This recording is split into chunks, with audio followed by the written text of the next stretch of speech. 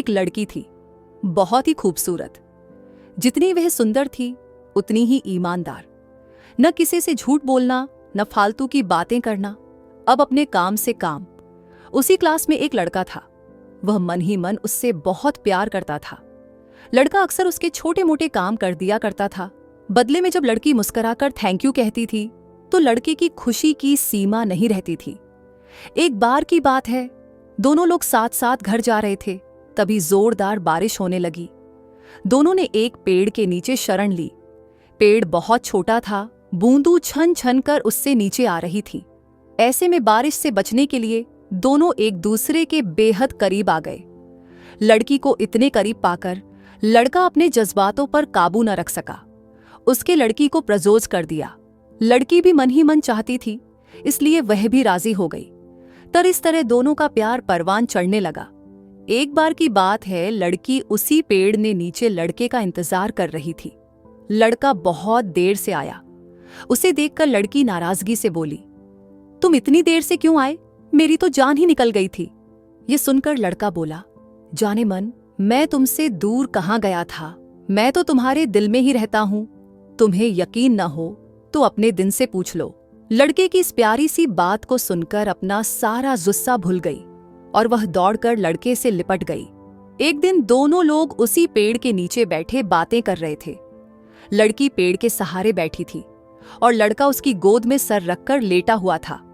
तभी लड़की बोली, जानू, अब तुम्हारी जुदाई मुझसे बर्दाश्त नहीं होती।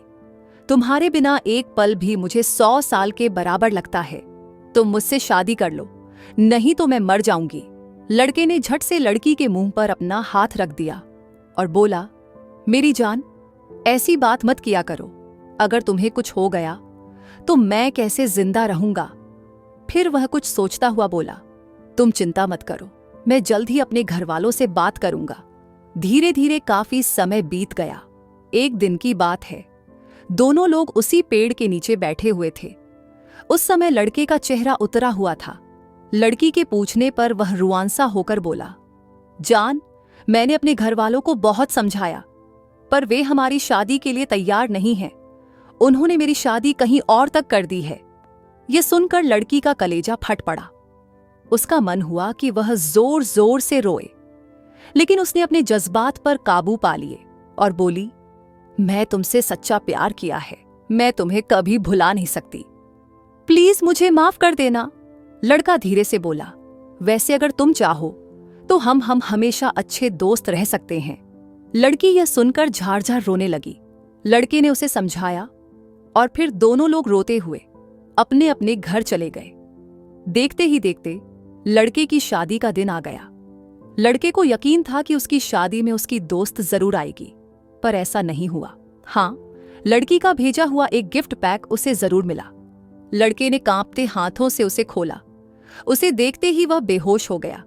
गिफ्ट पैक में और कुछ नहीं, खून से लथपथ लड़की का दिल रखा हुआ था और साथ ही में थी एक चिट्ठी जिसमें लिखा हुआ था, अरे पागल, अपना दिल तो लेते जा, वरना अपनी पत्नी को क्या देगा।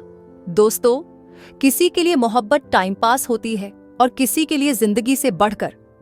अगर किसी से मोहब्बत करना तो उसे ताउम्र निभाना भी, वरना क्या पता आपका हाल भी ऐसा ही हो जाए जो उस दिन के बाद न तो जी सका और न ही मर सका।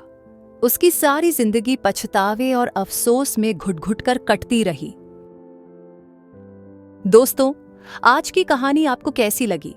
कमेंट करके जरूर बताना और ऐसी ही नई नई कहानियां हो सुनने के लिए हमारे चैनल को सब्सक्राइब करना और अपने दोस्तों के साथ शेयर करना मत भूलना।